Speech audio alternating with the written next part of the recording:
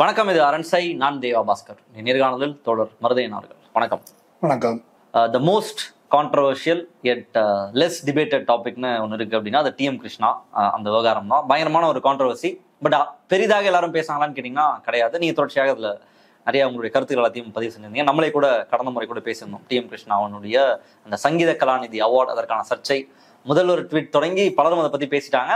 But பெரிய அளவில் main stream ஊடகங்கள் அதை பேசினாங்களா, மெயின் ஸ்ட்ரீமாக அது விவாதமாச்சான்னு கேட்டிங்கன்னா கிடையாது. பட் இருந்தாலும் நிறைய வழக்குகள் அது இதுன்னு அந்த டெக்னிக்காலிட்டிலாம் தாண்டி மியூசிக் அகாடமியில் சங்கீத கலாநிதி அவார்டு டிஎம் கிருஷ்ணாவுக்கு கொடுக்கப்பட்டுருச்சு.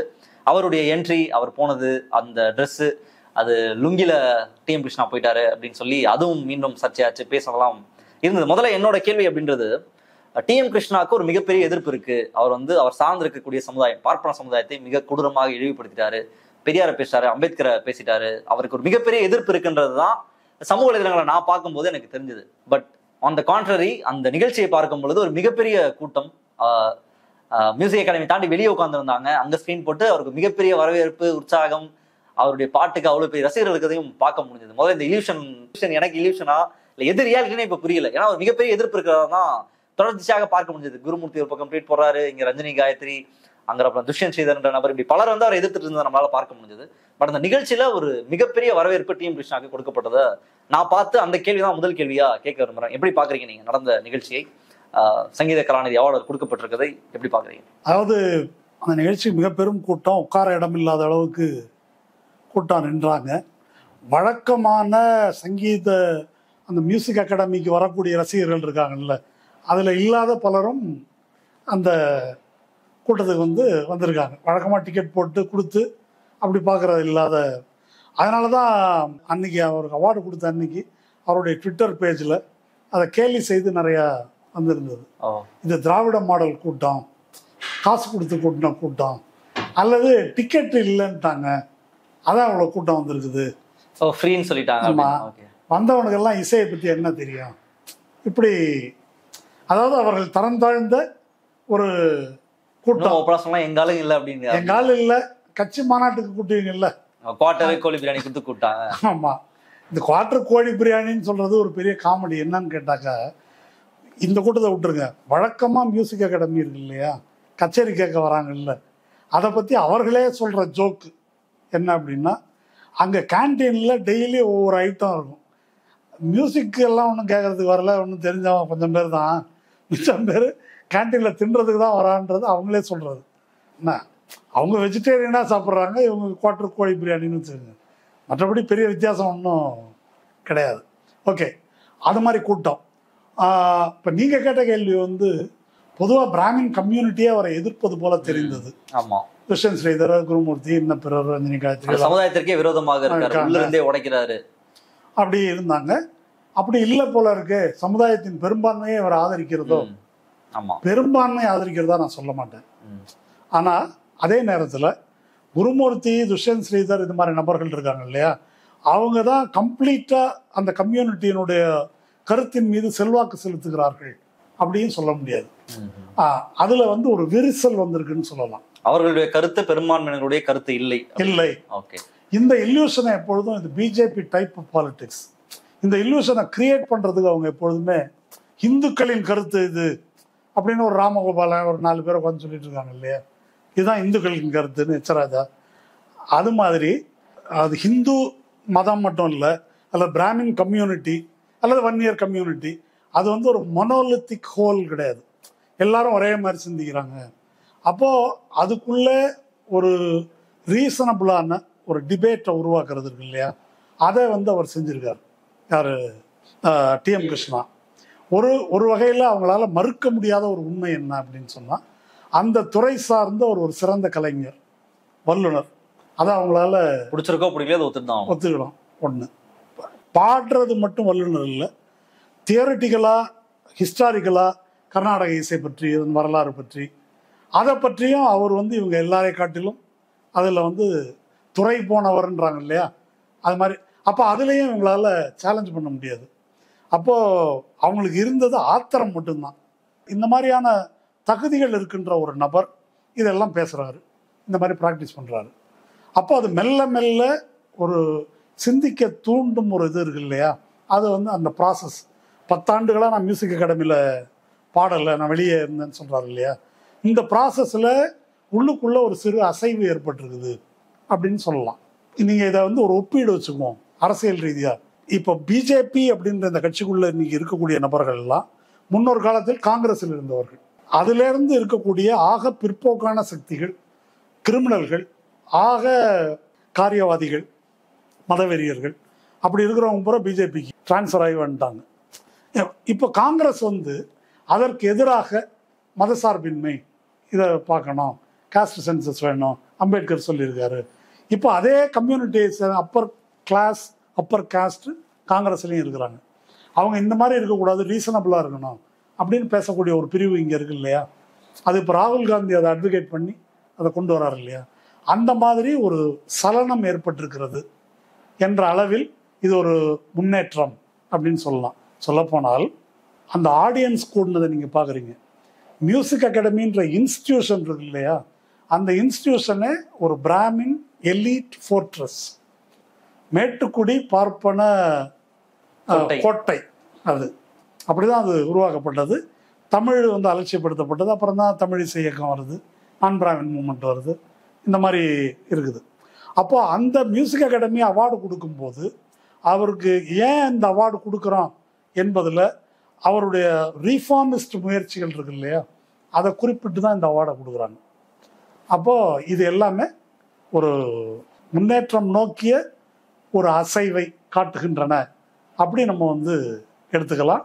ரொம்ப ஃபார் ரீச்சிங்காக இல்லை மெஜாரிட்டி இந்த பக்கம் வந்துட்டாங்க அப்படின்னு சொல்கிறதெல்லாம் வந்து கொஞ்சம் நம்ம ஒரு மிகையான மதிப்பீடாக இருக்கும். வெற்றி பெற்றது யார் இதில்? இன்னைக்கு அவர் கொடுக்கக்கூடாது, சங்கீத கலாநிதி அவார்டு கொடுக்கக்கூடாது, எம்எஸ் சுப்புலட்சுமி பேரில் கொடுக்கக்கூடாதுன்றது தான் மிகப்பெரிய ஃபைட்டாக இருந்தது. அதற்காக தான் நீதிமன்றம் போனது, அவர் எதிர்க்கக்கூடிய நபர்கள் எல்லாம் செய்தது. கடைசியாக அந்த பேரில் கொடுக்கப்பட்டதா? ஏன்னா வழக்கு சுப்ரீம் கோர்ட்டுக்கு போச்சு அப்படின்ற மாதிரிலாம் நடந்தது. நம்ம கடைசியாக ஹைகோர்ட்ல நிறுத்தி வச்சிருந்தாங்க, எம்எஸ் சுப்புலட்சுமி பேரெல்லாம் கொடுக்கக்கூடாது அப்படின்றத நீதிபதி தெரிவிச்சிருந்தா, நீங்களே சுட்டி காட்டியிருந்தீங்க. அதுக்கப்புறம் என்ன நடந்தது? இப்போ இந்த சண்டையில ஜெயிச்சது யாரு? டிஎம் கிருஷ்ணாவுக்கு சங்கீத கலாநிதி அவார்டு கொடுத்து முடிச்சிட்டாங்க, அதோட இது முடிஞ்சிருச்சா, அல்லது எம்எஸ் சுப்புலட்சுமி பேரை பயன்படுத்தல அப்படின்ற அளவில் இதை பார்க்கணுமா? இந்த சண்டையில அவங்க எதிர்த்தரப்பு இருக்காங்க இல்லையா, கிருஷ்ணாவை எதிர்த்தவர்கள், அவங்க வந்து தோல்வி அடைந்திருக்கிறார்கள் அப்படின்றதான் என்னுடைய கருத்து. எம்எஸ் சுப்புலட்சுமி பேரில் இது கொடுக்கப்படலை என்பது உண்மை. ஆனால் அதை அவர்களால் எப்படி நிலைநாட்டி கொள்ள முடிந்தது என்றால், அவங்க பேசின கருத்து இருக்குல்ல, இப்போ குருமூர்த்தியிலேருந்து நீங்கள் சொல்கிற ரஞ்சினி காயத்ரியிலேருந்து ஒரு 7-8 மாதமாக அவங்க பேசி பார்த்தாங்க இல்லையா, அந்த கருத்தின் செல்வாக்கிற்கு ஆட்பட்டு மெஜாரிட்டி கர்நாடக சங்கீத வித்வான்களும் ரசிகர்களும் கிருஷ்ணாவுக்கு எதிராக திரும்பி விடுவார்கள் என்று அவர்கள் வந்து எதிர்பார்த்தார்கள். அது நடக்கலை. அதனால என்ன செய்யறாங்க அப்படின்னா, இதை எப்படி அந்த ஆத்திரம் இருக்குல்ல, அவங்க நினைச்சாங்க அப்படியே திரண்டு நம்ம பக்கம் வந்துருவாங்க. முதல்ல ரஞ்சினி காயத்ரி இது மாதிரி சிலர் குரல் கொடுத்த உடனே எல்லாரும் திரண்டுவாங்கன்னு அவங்க எதிர்பார்த்தாங்க. அது நடக்கலை அப்படின்ன உடனே அவங்களுக்கு ஆத்திரம் அதிகமாயிடுது. அந்த ஆத்திரத்தின் விளைவு தான் கோர்ட் பெட்டிஷன். கோர்ட்டில் யாரை வச்சு போடுறதுன்னா, எம்எஸ் சுப்புலட்சுமி பேரன் அப்படின்னு சொல்லிட்டு அவர் சதாசிவத்தின் முதல் மனைவி வழியாக வந்த பேரன். அவங்க சொல்கிறபடி பார்த்தா கூட எம்எஸ் சுப்புலட்சுமி வந்து ஒரு ஸ்டெப் மதர் அப்படிதான் எடுக்க முடியும். ஓகே, அவங்க வந்து பெட்டிஷனை போடுறாங்க. நீதிபதி ஜெயச்சந்திரன் அவர் அந்த தீர்ப்பில் என்ன சொல்கிறாரு, சங்கீத கலாநிதி அவார்டு அப்படின்றது யாருக்கு கொடுக்கறது என்ன, அதை வந்து நம்ம தலையிட முடியாது. அது மியூசிக் அகாடமி யாருக்கு கொடுக்குதோ அவங்க முடிவு பண்ணி கொடுக்கறது. அந்த அப்படி யாருக்கு அவார்டு கொடுக்குறாங்களோ அவங்களுக்கு எம்எஸ் சுப்புலட்சுமி பேரில் ஒரு பணம் முடிப்பு 1 லட்ச ரூபா அப்படின்னு ஹிந்து பேப்பர்லேருந்து கொடுக்குறாங்க. அந்த எம்எஸ் சுப்புலட்சுமி பேரில் கொடுக்கக்கூடாது அப்படின்னு அவர் பேரன் சொல்கிறாரு. அதுக்கு என்ன காரணம்? 2 காரணம் சொல்கிறாரு. எம்எஸ் சுப்புலட்சுமி ரொம்ப தரக்குறைவாக கிருஷ்ணா எழுதியிருக்கிறார். இதை பற்றி நம்ம தரக்குறைவாக விரிவாக பேசியிருக்கிறோம். ஆமாம். இன்னொன்று வந்து அவங்க வந்து ஒரு உயில் எழுதியிருக்கிறாங்க. அந்த உயிலில் என்னுடைய பெயரில் ஒரு மெமோரியலோ அல்லது ட்ரஸ்ட்டோ பண வசூலோ சிலை வைப்பதோ கூடாது அப்படின்னு அவங்க சொல்லியிருக்காங்க. அதனால இது கூடாது அப்படின்னு சொல்கிறாங்க. நீதிபதி அந்த முதல் விஷயத்துக்குள்ளே போகலை. 2வது விஷயம் இருக்கு இல்லையா, பேர்ல கொடுக்கக்கூடாது. ஒருத்தங்க ஒரு உயில் எழுதியிருக்கிறாங்கன்னா அதை மீறுவதற்கு நமக்கு உரிமை இல்லை, அதனால அந்த பேரில் வந்து கொடுக்கக்கூடாது அப்படின்னு சொல்லி நீதிபதி ஜெயச்சந்திரன் நிறுத்திடுறாரு. அது அப்புறமா அது சரியான கிரவுண்ட் அல்லன்னு நம்ம வந்து அப்போ பேசியிருக்கிறோம். 14 வருஷம் கொடுத்துருக்காங்க. 14 வருஷம் கொடுத்துருக்குறாங்க. ஒன்று ரெண்டாவது வந்து பணம் வசூல் பண்ணக்கூடாது, ஒரு நினைவு சின்னம் நிறுவக்கூடாது, சிலை வைக்கக்கூடாது, இதான் சொல்லியிருக்காங்களே தவிர அவங்க பேரில் அவார்டு கொடுக்கறத ஒன்றும் அவங்க தடுக்கல அப்படின்னு அந்த கிரவுண்டை தான் வந்து பெஞ்ச் வந்து அப்பீல் பண்ணுறாங்க. அவங்க இதில் மியூசிக் அகாடமி ஹிந்து அவங்க வந்து அப்பீல் பண்ணுறாங்க. அப்பீல் பண்ணுறதுல அது மாதிரி ஒன்றும் தடை இல்லை அப்படின்னு சொல்லி அதை வெக்கேட் பண்ணிடுறாங்க. அது வெக்கேட் பண்ண உடனே அடுத்த சில மணி நேரங்களில், அது வெக்கேட் பண்ணது ஒரு வெள்ளிக்கிழமை காலையில் கோர்ட்டு தீர்ப்பு. இது மத்தியானம் சுப்ரீம் கோர்ட்டில் அதை வந்து மென்ஷன் பண்ணுறாங்க தலைமை நீதிபதிகிட்ட. மென்ஷன் பண்ணுறவர் யார் அப்படின்னாக்கா ஒன்றிய அரசினுடைய அடிஷனல் சொலிசிட்டர் ஜெனரல் வெங்கட்ராமன்றவர். அவர் ஒரு பர்சனல் கெப்பாசிட்டியில் ஒரு வழக்கறிஞராக அதை மென்ஷன் பண்ணுறாரு தலைமை நீதிபதிகிட்ட. இப்போ எடுக்கணும், இப்போ என்ன அவசரன்றாரு. இல்லை இப்போ எடுக்கலைன்னா ஞாயிற்றுக்கிழமை கொடுத்துருவாங்க, அதுக்கு முன்னால் அதை நிப்பாட்டணும், கொடுத்துட்டாக்கா அதை வந்து திரும்பி வாங்கிட்டா போச்சு யாரு தலைமை நீதிபதி அப்படின்னு சொல்லிட்டு திங்கக்கிழமைக்கு அதை போடுறாரு. வேற 2 நீதிபதிகள் அதை விசாரிக்கிறாங்க. இது இடையில ஞாயிற்றுக்கிழமை அன்னைக்கு மிரர் அவார்டு அப்படின்னு சொல்லி முதல்ல ஒரு அறிவிப்பு கொடுக்கறது, அதை வந்து அறிவிச்சிடுறாங்க சங்கீத கலாநிதி யார் மியூசிக் அகாடமி எம்.எஸ். சுப்புலட்சுமி பேர் இல்லை, இதை அறிவிச்சிடுறாங்க. சுப்ரீம் கோர்ட்டில் திங்கக்கிழமை அன்னைக்கு கேஸ் வருது, நீதிபதிகிட்ட விவாதம் நடக்குது. இங்கே மியூசிக் அகாடமி சார்பாக தான் பெட்டிஷன் போட்டிருக்கிறாங்க. என்ன பெட்டிஷன் போட்டு 2 பேருமே போட்டிருக்கிறாங்கன்னு நினைக்கிறேன். ஆமாம், போட்டிருக்கிறாங்க. அங்கே 2 பேரும் போட்டு அந்த விவாதத்தில் வந்து இவங்க தரப்பு வாதங்கள் இங்கே பேசுனது எல்லாம் சொல்கிறாங்க. அவங்க வந்து திரும்ப இவர் வந்து கேவலப்படுத்திருக்காரு அப்படின்னு சொல்கிறாரு. ஆமாம். அப்போ ஜட்ஜு இதில் நல்ல வேடிக்கை பாருங்கள். இதில் ஜட்ஜு என்ன சொல்கிறாருன்னா, இது கேரவனில் வந்து அந்த ஆர்டிகிள் ஆங்கிலத்தில், அப்புறம் வயரில் எழுதியிருக்காரு ஆர்டிகிள் இருக்குது. நான் அந்த கட்டுரையை படித்தேன். அந்த மொழி நடை அவ்வளோ நாகரிகமாக இல்லை. அவர் நல்ல கலைஞர் தான், ஆனால் மொழி நடை வந்து நாகரிகமாக இல்லை. அதனால் இந்த எம்எஸ் பேரில் அவார்டு கொடுக்கறத வந்து அனுமதிக்க முடியாது, அதை நிறுத்தி வைக்கணும் அப்படின்னு கருத்து சொல்கிறார். இதில் இன்னொரு வேடிக்கை என்ன அப்படின்னு சொன்னால், இது ஒரு கருத்து கோர்ட்டில் தெரிவிக்கிறது. கிரவுண்ட் என்னன்னா ஒரு டெக்னிக்கல் கிரவுண்ட். அது என்ன டெக்னிக்கல் கிரவுண்ட்னா, இந்த சென்னை உயர்நீதிமன்ற பெஞ்ச் இருக்கு இல்லையா, பெஞ்சுக்கு மியூசிக் அகாடமி அப்பீல் பண்ணியிருக்குது. அதில் இந்த தீர்ப்பு சொல்லிடுறாங்க. அங்கே அப்பீல் பண்ணது மியூசிக் அகாடமி தான், ஹிந்து வந்து அப்பீலில் வரல. அதனால மியூசிக் அகாடமிக்கு கொடுக்கப்பட்ட இந்த பெஞ்சோடைய தீர்ப்பு ஹிந்துவுக்கு பொருந்தாது. புரியுதா? இப்போ ஒரே தீர்ப்பு மொத்தமாக தான் கொடுத்துருக்குறாங்க. அது வந்து நீங்க மட்டும் தானே கேட்டு கொடுத்தாங்க, அவங்க கேட்கல இல்லை அப்படின்னு சொல்லி அந்த அடிப்படையில் எம்.எஸ். சுப்புலட்சுமியினுடைய நிறுத்தி வைக்கணும் அப்படின்னு கொடுத்துருக்காங்க. இதில் உள்ள பிரச்சனை என்ன முறைகேடு அப்படின்னு சொன்னால், டி.எம். கிருஷ்ணாவுக்கும் இந்த பக்கம் மியூசிக் அகாடமி ஹிந்து, இது 2 பிரிவினர் அவங்களுக்கு இடையிலான ஒரு பிரச்சனை. அதில் இவர் போடுறாரு, எங்கள் பாட்டி பேரில் வந்து நீங்கள் கொடுக்கக்கூடாது. இப்போ உயர்நீதிமன்றத்தில் ஆர்டிகிள் 226 சொல்கிறது. 226ன்றது கான்ஸ்டியூஷனுடைய ஆர்டிகிள் 226. அது வந்து அதனுடைய சாராம்சமாக அதை ஒரு வரியில் சொல்லணும் அப்படின்னாக்கா, அரசு அல்லது நிர்வாகம் ஒரு காரியத்தை செய்வதில் அதற்குரிய முறையை கடைபிடிக்கவில்லை என்றால், ப்ரொசீஜரல் வயலேஷன், முறையை கடைபிடிக்கவில்லை என்றால் 226ல் நம்ம அரசுக்கு எதிராக, அரசு போலீஸு இந்த மாதிரி அதுக்கு எதிராக நம்ம வழக்கு தொடுக்கலாம் அப்படின்னு இருக்குது. இங்கே வந்து எதிர்த்தரப்பு அரசோ போலீஸோ நிர்வாக இயந்திரமோ யாரும் கிடையாது. இது 2 தனிநபர்கள் அல்லது 2 அமைப்புகள், அவர்களுக்கு இடையிலான பிரச்சனை. இப்போ எம்.எஸ். சுப்புலட்சுமி பேரில் கொடுக்கக்கூடாதுன்னாக்கா அவர் என்ன செய்யலாம்னா, அதிகபட்சம் ஒரு சிவில் கோர்ட்டு, கீழமை நீதிமன்றம் இருக்கு இல்லையா, லோயர் கோர்ட்டு, அங்கே தான் பெட்டிஷன் போடணும். அந்த கோர்ட்டு விசாரித்து என்னவோ அதை சொல்ல முடியும். உயர்நீதிமன்றம் இதை விசாரிக்கிறதே எந்த முறையிலும் வராது. நான் வந்து வக்கீல் கிடையாது, நிறைய வக்கீலுங்க இருக்காங்க, இதை பார்த்துட்டு கூட நான் சொல்கிறது தப்புன்னா சொல்லட்டும். ஆர்டிகிள் 226ல் இதை விசாரிக்கவே முடியாது. இது ஒரு அத்துமீறல், முறைகேடு. என்னுடைய கருத்துப்படி இது ஒரு முறைகேடு. உயர்நீதிமன்றத்தில் இந்த முறைகேடு நடக்குது, பெஞ்சுக்கு போகுது, பெஞ்ச் ஒரு தீர்ப்பு சொல்லுது, உடனே சுப்ரீம் கோர்ட்டுக்கு போகிறாங்க. சுப்ரீம் கோர்ட்டு எந்த அடிப்படையில் இதை எடுக்குது?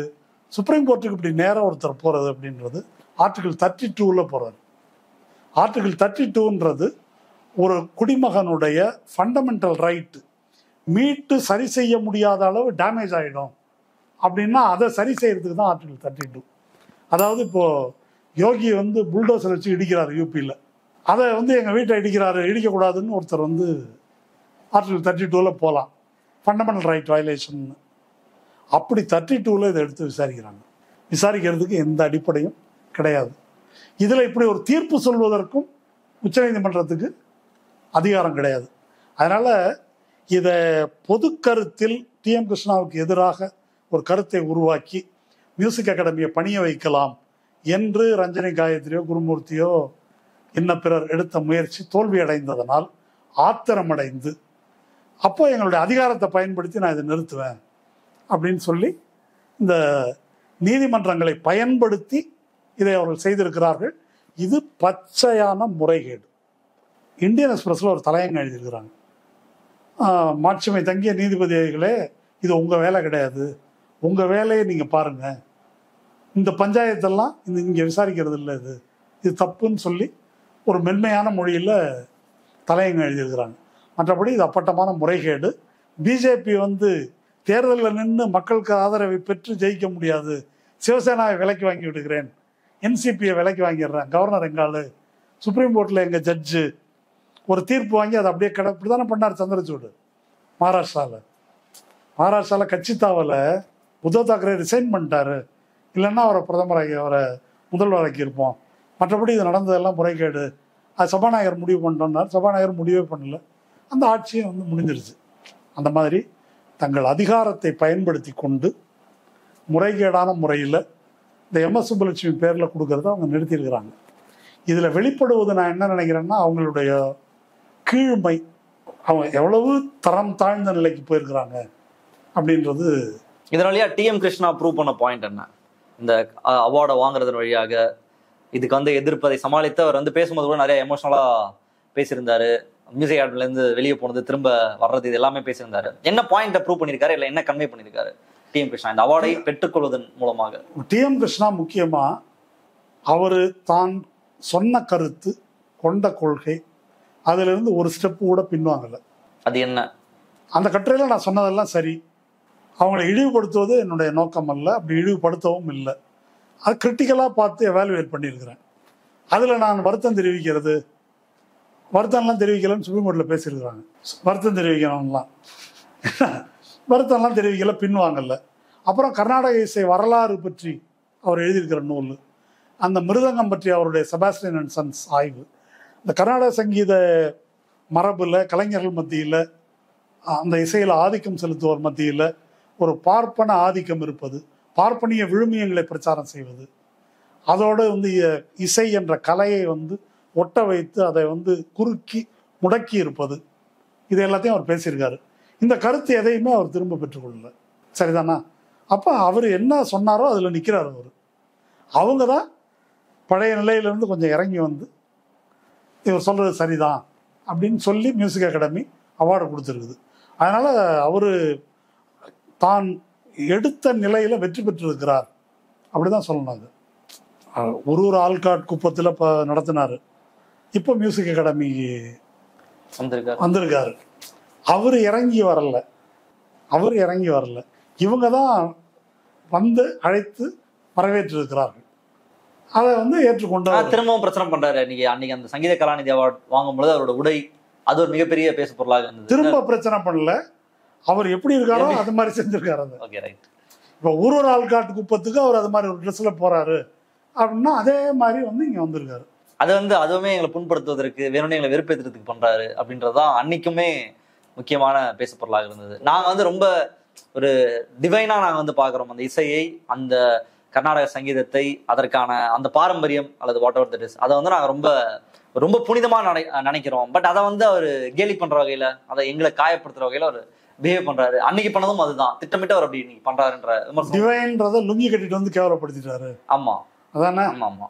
கிருஷ்ணாவுடைய கன்டென்ஷன், அவருடைய வாதமே என்னன்னா, இந்த டிவைன் என்பதெல்லாம் புதுசா நீங்க கொண்டாந்துருக்கிற உருட்டு கர்நாடக சங்கீதத்திலேயே. ஆமா, இந்த இசையை டிவைன் அப்படின்னு சொல்றது, அப்புறம் சங்கீத மும்மூர்த்திகள்னா அவங்கள கடவுள் மாதிரி ஆக்குறது, இது இறைவனை பாடுவதை தவிர வேறு எந்த பொருள் பற்றியும் இதை பற்றி பாடக்கூடாது.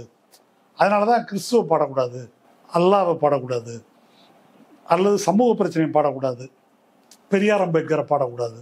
இதெல்லாம் சொல்வது என்ன அப்படின்னா, ஒரு கவிதை இருக்குல்ல, அப்பனை பாடும் வாயால் சுப்பனை பாடுவேணும். அதனால அது வந்து இறைவனை மட்டும்தான் பாடணும் அப்படின்றது இவர்கள் வகுத்த ஒரு விதி. அதனால அதை டிவைன்கிறதே அவர் ஏற்றுக்கொள்ளலை. முதல் பாயிண்ட் இது ஒன்று. ரெண்டாவது, டிவைன் என்பதை ஏற்றுக்கொள்ளாதனால் இப்போ இந்த கோயிலுக்கு போனால் இந்த ட்ரெஸ்ஸோட வரணுன்றாங்கல்ல. இப்போ கேரளாவில் ஒரு பஞ்சாயத்து நடக்குது. கேரளாவில் நம்ம ஊரில் சட்டையை போட்டு கோயிலுக்குள்ளே போகலாம். ஆனால் நீங்கள் கன்னியாகுமரி பக்கம் போயிட்டு அப்படியே கேரளா பக்கம் போய் திருச்செந்தூர், கன்னியாகுமரி, கேரளா போயிட்டாக்கா ஆண்கள் வந்து சட்டையை கட்டணும் உள்ள கோயிலுக்குள்ளே போகிறது அப்படின்னாக்கா. இப்போ 2ஆம் நாளில் நாராயணகுரு தொடர்பான ஒரு நிகழ்ச்சி, அதில் வந்து பினராயி விஜயன் பேசியிருக்காரு. சனாதன தர்மம் என்பதே பார்ப்பனியம்தான் அப்படின்னு அதை அட்டாக் பண்ணி பேசியிருக்காரு. பேசிட்டு என்ன சொல்லியிருக்காரு அப்படின்னா, இந்த மரபுகளை எல்லாம் ஒழிக்கணும் அப்படின்னு நாராயணகுரு சொல்லியிருக்காரு. கேரளா கோயில்களில் சட்டையை கட்டிட்டு தான் வரணும்னு இருக்குது, அதெல்லாம் வந்து மாற்றணும் அப்படின்னு அவர் பேசியிருக்காரு. அதுக்கு இப்போ நாயர் சர்வீஸ் சொசைட்டி, இந்து இவங்கெல்லாம் எதிர்ப்பு தெரிவிச்சிருக்கிறாங்க இன்னைக்கு பேப்பரில். ஓகே, அந்த மாதிரி கோயில் மாதிரி மியூசிக் அகாடமி, கோயில் மாதிரி இந்த இடம், அப்போ அந்த மாதிரி ஒரு கெட்டப்பில் தான் இங்கே உள்ள வரணும். ஆமாம் ஆமாம், அதனுடைய டிவைனிட்டியை தான் கேன்சல் பண்ணியாச்சு, அது இல்லைன்னு சொல்லியாச்சு ஒன்று. அதனால அந்த ட்ரெஸ் கோடுக்கு வந்து அவர் உடன்பட வேண்டியதில்லை. அப்புறம் இந்த ட்ரெஸ் கோடு என்பது என்ன? இப்போ லுங்கி கட்டிட்டு ஒருத்தன் வந்து இறை நம்பிக்கை உள்ளவனா இருக்க முடியாதா? லுங்கி கட்டின முஸ்லீம் இறை நம்பிக்கை உள்ளவர்கள். நாட்டில் மெஜாரிட்டி மக்கள் லுங்கி கட்டியிருக்காங்க இல்லையா, அவங்களாம் கடவுள் நம்பிக்கை இல்லாதவங்களா? எல்லாம் கோயிலுக்கு போகிறவங்க தானே. அப்போ கடவுளுக்கு கோயிலுக்கு லுங்கியில் போக மாட்டாங்களா? போகிறாங்களே, நாட்டார் கோயிலுக்கெல்லாம் அப்படி தான் போவாங்க. ஓகே, இந்த கோயில்களுக்கு தான் விதிமுறையெல்லாம் வச்சுருக்குறாங்க அவங்க. அப்போ லுங்கிக்கும் கடவுளுக்கும் என்ன பிரச்சனை? யார் இது கடவுள்? எந்த சாத்திரத்தில், என்ன சம்பிரதாயத்தில் லுங்கி கட்டிட்டு வரக்கூடாதுன்னு சொல்லியிருக்குது? அப்போ இதெல்லாம் யார் ஒரு சமூகத்தில் அல்லது அந்த மதத்தில் ஆதிக்கத்தில் இருக்கிறார்களோ அவங்க இந்த கோடை வந்து டிஃபைன் பண்ணுறாங்க. லுங்கி ஏன் அப்படி ஆச்சு? லுங்கி முதல்ல அது ஒரு முஸ்லீம் ட்ரெஸ், அதுக்கப்புறம் ஒரு சாதாரண மூட்டை தூக்குறவன், ரிச்சா எடுக்கிறவன், கூலி தொழிலாளி அவங்களுடைய ட்ரெஸ்ஸு. வெள்ளை வேட்டின்னா அது ஒரு டீசெண்டான ட்ரெஸ்ஸு. இது வந்து இப்போ இன்னும் வேற பிஜேபி இன்னும் ஒரு படி மேலே போய் இப்போ என்ன சொல்கிறாங்கன்னா, பேண்ட்டு போட்டு வரக்கூடாது கோயிலுக்கு, வேட்டி கட்டிட்டு தான் வரணும், நம்ம பண்பாடு. பெண்கள் சாரி கட்டிட்டு தான், டீகாலனைசிங். ஆமாம், ஜீன்ஸ் போட்டு வரக்கூடாது. இந்த வேலையெல்லாம் ப்ரெசென்ட் பண்ணுறாங்க அவங்க. ஓகே, அப்போது இதை இந்த உடை பற்றி உங்களுடைய இந்த பார்வை இருக்கு இல்லையா, அது ஆக பெரும்பான்மையான மக்களை எப்படி சூத்திரன் பஞ்சமன் என்று இழிவுபடுத்துகிறார்களோ அதுபோல அவர்கள் அணிகின்ற உடையும் கீழானது, அவருடைய பழக்க வழக்கங்கள் கீழானவை, அவர் சாப்பிடும் உணவு கீழானது. இது எல்லாமே ஒரு காஸ்டிஸ்ட் மென்டாலிட்டியிலிருந்து தான் வருது. இது வந்து நீங்கள் லுங்கி பிரச்சனை அப்படின்னு தனியாக பார்க்க வேணாம். இது இப்போ மியூசிக் அகாடமியில் கச்சேரி நடக்குது, கேன்டீன் நான் சொன்னேன். இந்த கேன்டீனில் முட்டை உண்டுன்னு நினைக்கிறீங்களா? முட்டையா? இல்லை இல்லையா, இருக்கக்கூடாதா? இல்லை, இருக்காதுன்னு நினைக்கிறேன். ஆமாம் இருக்கு. ஏன் இருக்காதுன்னு நினைக்கிறீங்க? அங்கே போகிறவங்க புனிதமான இடத்துல அப்படிதானே?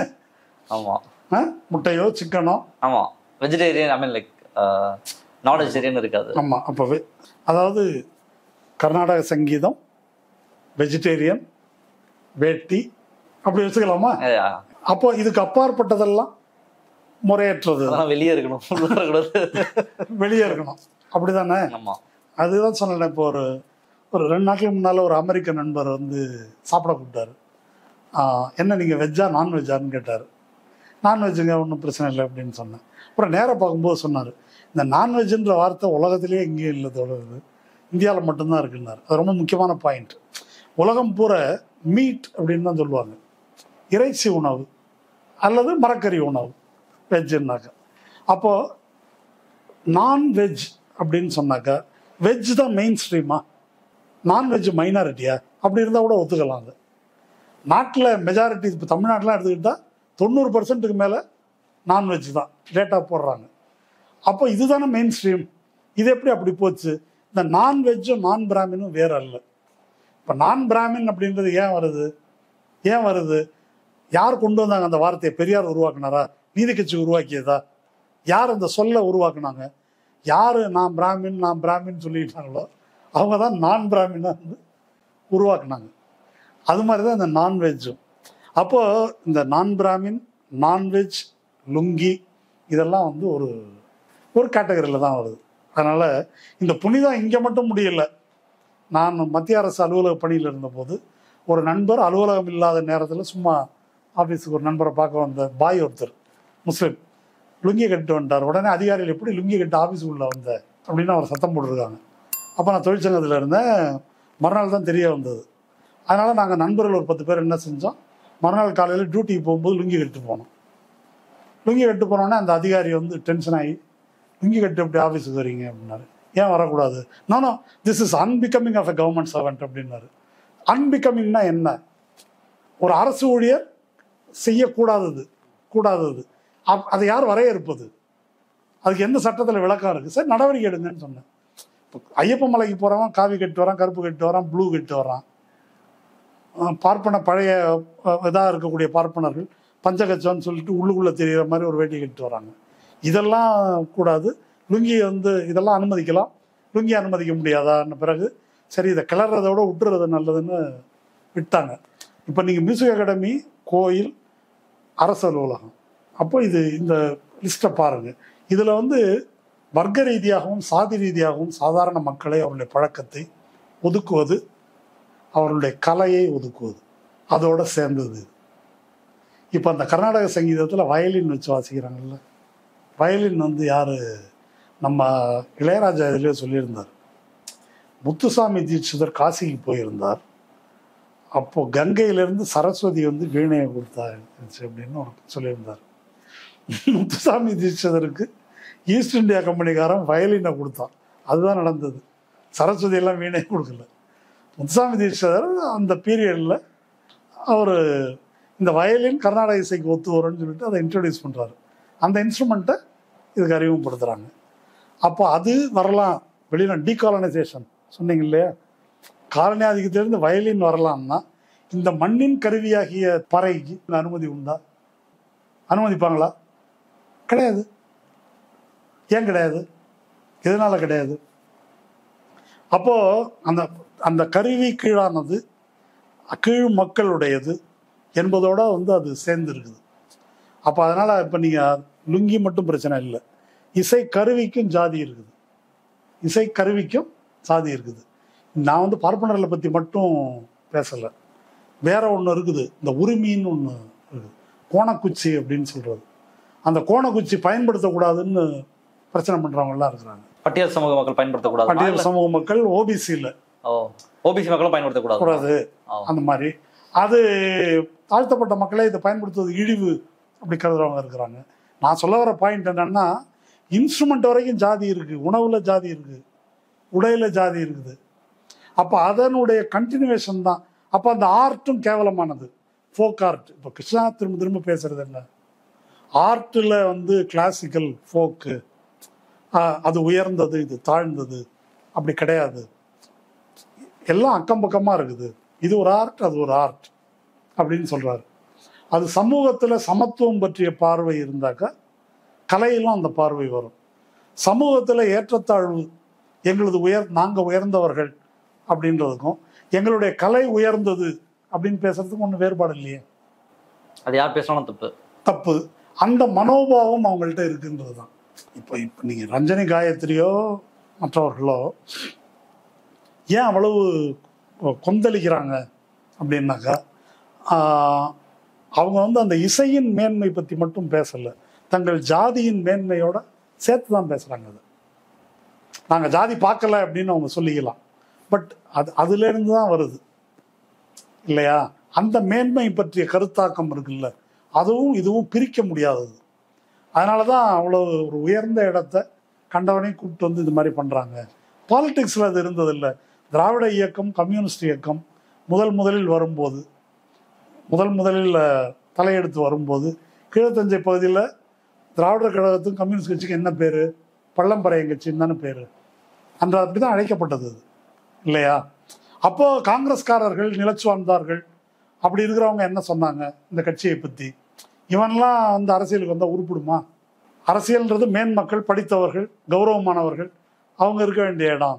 சைக்கிள் கடைக்காரனும் சலூன் கடைக்காரனும் மூட்டை தூக்குறவனும் வந்து பண்ணுவானுங்களா? அப்படிதான் பேசுனாங்க. அந்த டைலாக் தான் இப்போ இவங்க பேசுவது. அதனால நம்ம வந்து இதுல இன்னொரு முக்கியமான விஷயம், இது முடிஞ்சு டிஎம் கிருஷ்ணா ஒரு நேர்காணல் ஒன்று கொடுத்திருந்தாரு.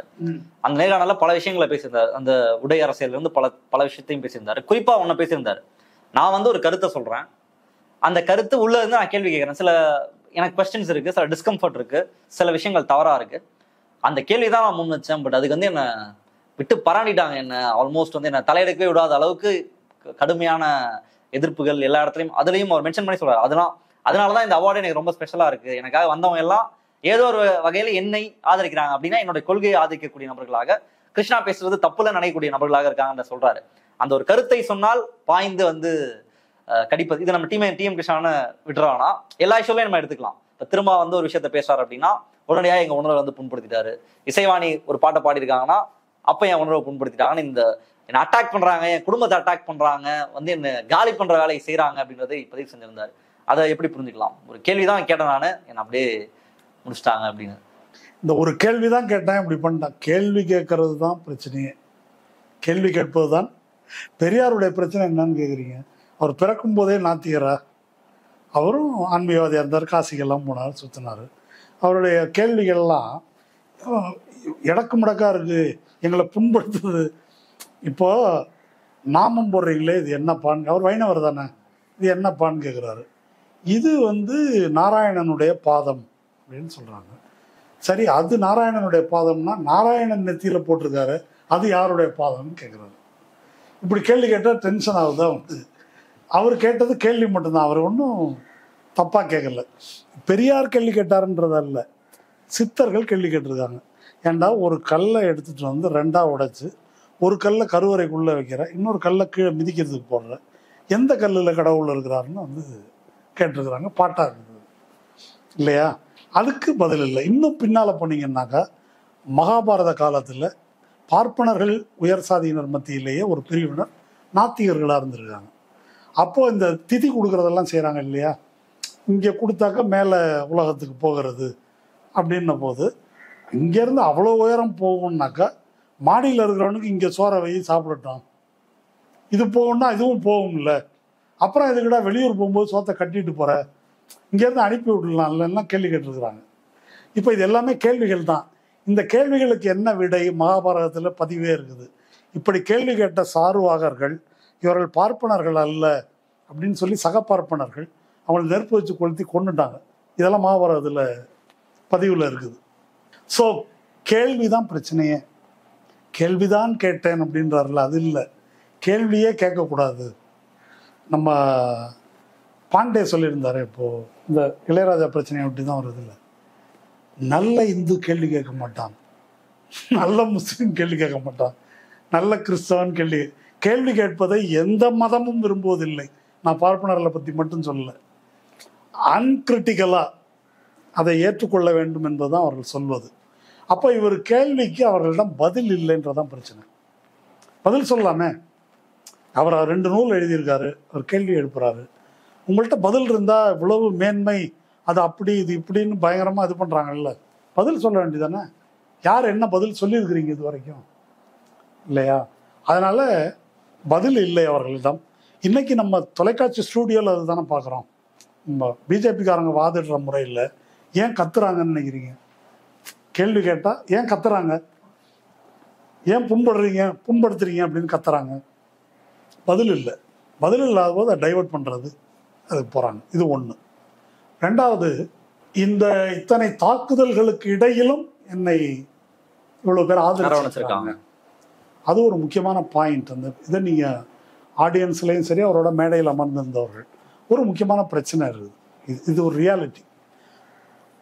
இப்போ அவர் பாட்டு பாடுறாரு, அவருடைய சீடர்கள், அவர் மியூசிக் சொல்லி கொடுக்குறவங்க, அவருக்கு பக்கவாத்தியம் வாசிக்கின்ற வயலின், மிருதங்கம், தம்பூரா, இதில் அநேகமாக 95% பார்ப்பனர்கள் தான்.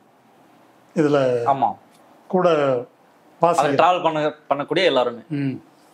அவங்க கூட சேர்ந்துட்டியா அப்படின்றது மற்றவங்களுடைய பிரச்சனை இல்லையா? அப்போது அவங்க வந்து அந்த வகையில் இவர்களை கார்னர் பண்றாங்க, ஒதுக்குறாங்க. அது என்னென்ன வடிவத்தில் நடக்குதுன்னு நீங்க அவர்கிட்ட பேசினா ஒரு வேலை சொல்லலாம்.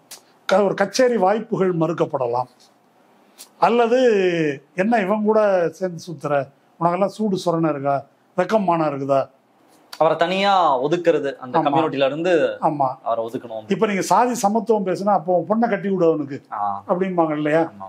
இந்த மாதிரி இப்படி பலவிதமான தாக்குதல்கள் அவர்களுக்கு நடந்திருக்கக்கூடும். அந்த சுற்றி இருப்பவர்களை பொறுத்த எல்லாரையும் பத்தி எனக்கு தெரியாது, ஆனா ஒரு பொதுவான மதிப்பீடுல சொல்றேன், அவங்க எல்லாம் பார்ப்பனர்களாக வாழ்பவர்கள் தான் பெரும்பாலும். ஆனா கொஞ்சம் வேறுபட்டு என்ன சொல்றாங்கன்னா, இந்த வேறுபாடுகள் பார்க்கக்கூடாது. அது என்ன காரணத்தினாலையும், அவர் கிருஷ்ணா சொல்றது நியாயம் நேர் அப்படி இருக்கலாம், எதாக இருந்தாலும் இப்ப தீவிரமா நீ இந்த பக்கமா அந்த பக்கமா அப்படின்னு ஒரு கேள்வி கேட்டு ரஞ்சனி காயத்ரி மற்றவர்கள் இதை கொண்டாந்து நிறுத்தும் போது நான் இந்த பக்கம்தான் அப்படின்னு வந்து நின்றுக்கிறாங்க இல்லையா, அந்த அளவில் அது ஒரு பாசிட்டிவ் சைடு. அதுல வந்து அவங்க இந்த மாதிரி துன்பங்களை சந்திச்சிருக்கிறாங்க என்பதை அவர் சொல்லுகிறார். அது கரெக்ட் தான். இது வந்து அவர் பேசினாலே ரொம்ப முக்கியமான பாயிண்டா இதுல நான் பார்க்கறது வந்து, அந்த இன்டர்வியூல அவர் கேட்டேன், மாற்றம் வேண்டும் என்று சொல்பவர்கள் ஒவ்வொருவரும் தங்கள் இடத்திலிருந்து அதை தொடங்க வேண்டும். அதாவது தங்கள் இடத்திலிருந்து அவர் சொல்றது ஒரு மியூசிக் அப்படின்ற அந்த இடம்ன்றது மட்டும் இல்லை, தன்னுடைய காஸ்ட், சாதி ஒழியணும், சமத்துவம் வேண்டும் என்று யார் ஒருத்தர் சொன்னாலும் தன்னுடைய சுய ஜாதிக்கு எதிரான போராட்டம், சுய ஜாதிக்கு எதிரானனாக்க சாதி வெறியர்கள் இருக்காங்கல்ல, சொந்த ஜாதியில் சாதி பெருமை பேசுபவர்கள், அங்க உன்னுடைய போராட்டத்தை நடத்தணும். நீ ஊருக்கெல்லாம் ஊர் நியாயம் பேசுறது இல்லை, உங்க வீட்டில் உங்களுடைய சுற்றத்தார் மத்தியில் சாதி ஒழிப்புன்னா நீ இன்டர்காஸ்ட் மேரேஜ் பண்ணியா, நீ இன்டர்காஸ்ட் மேரேஜ் ப்ரமோட் பண்றியா இல்லையா, அப்போ உன்னுடைய சொந்தக்காரங்க அது மாதிரி இருந்தாக்க அதை எதிர்த்து நீ வந்து ஃபைட் பண்றியா, உங்க ஊர்ல நீ ஆதிக்க சாதியில் பிறந்தவனா, அதுலயே சொல்ற அது நிறைய விலை கொடுக்க வேண்டியதா இருக்கு. ஆமா கொடுக்கணும்.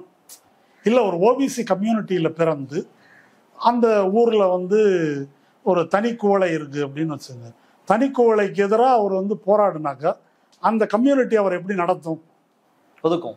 ஆமா, அதை எதிர்கொண்டுதான் பொது உடைமை இயக்கமா இருக்கட்டும், திராவிட இயக்கமா இருக்கட்டும், அதுல பல முன்னணியாளர்கள் அப்படி ஃபைட் பண்ணி தான் வந்திருக்கிறாங்க.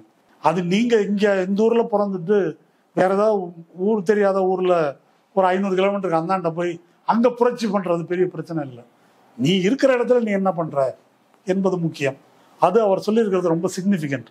அந்த வகையில அவர் புழங்கக்கூடிய அந்த இடம் இருக்குல்ல, அதுல வந்து கலகக்கொடி உயர்த்தி இருக்கிறார் அப்படின்றது முக்கியம். ஆனா ஒரு பாயிண்ட் அவர் சொல்றாரு, டயலாக் வேணும்னு தானே நான் சொல்றேன் அப்படின்னு சொல்றாரு.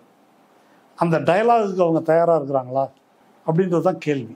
இல்லை அப்படின்றதான் இவ்வளவு நேரம் கிருஷ்ணாவுக்கு நடந்த விவகாரத்தை நம்ம புரிந்து கொள்ளக்கூடியது அப்படின்றது டயலாக் இல்லை அப்படின்னு அவர் வந்து விரும்புகிறார். ஒரு உரையாடலை பேசணும், ஆமா, இதுல மாற்றம் வேணும், ஆமா அப்படின்றத கிருஷ்ணா விரும்புறாரு. பட் அது சமூகத்தின் எல்லா தளத்திலையும் இப்போ நீங்க பிஜேபி காரனோட உரையாட முடியுதா?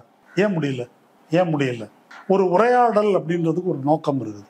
ஒரு பொருள் பற்றி நீங்களும் நானும் பேசுறோம், அப்போ அந்த பொருள் பற்றி உங்களுக்கு ஒரு கருத்து இருக்கு, எனக்கு ஒரு கருத்து இருக்குது. அப்போ அந்த விஷயத்துல ஏதோ ஒரு பிரச்சனைக்கு தீர்வு காண்றதை பத்தி பேசுறோம்னு வச்சுக்கோங்களேன். நீங்க ஒரு தீர்வு வச்சிருக்கீங்க, நான் ஒரு தீர்வு வச்சிருக்கிறேன், எது சரி அப்படின்னு வாதாடுறோம். வாதாடி ஒரு முடிவுக்கு வரணும் இல்லையா? இந்த உரையாடலுடைய நோக்கம் என்ன? அந்த பிரச்சனைக்கு தீர்வு காண்பது, அப்படிதானே? இல்லை நான் சொன்னதுதான் சரி, என் நிலைப்பாடு தான் சரி என்பது உங்கள் முடிவா இருந்தா அதை நீங்க மாற்றிக்கொள்ள மாட்டீங்கன்னாக்கா அங்க உரையாடலுக்கு என்ன ஸ்கோப் இருக்கு? இது வேதம், இது சாத்திரம், இது பல ஆயிரம் ஆண்டுகளா இருக்கிறது, இது கடவுள் அருளியது, இது ஆகம விதி, இதுல பேச முடியாது. பல ஆயிரம் ஆண்டுகளா இல்ல, எப்பத்துல இருந்து இருக்கு அப்படின்றது யாருக்குமே தெரியாது. சரி, அவ்வளவு ஆண்டுகளா இருக்கு. இதுல வந்து உரையாடலுக்கு இடம் இல்லை, மாற்ற முடியாது. அதை ஒத்துக்கிட்டீங்கன்னா பேசுவோன்றாங்க. அதை ஒத்துக்கிட்ட பிறகு என்னதை பேசுறது இல்லையா?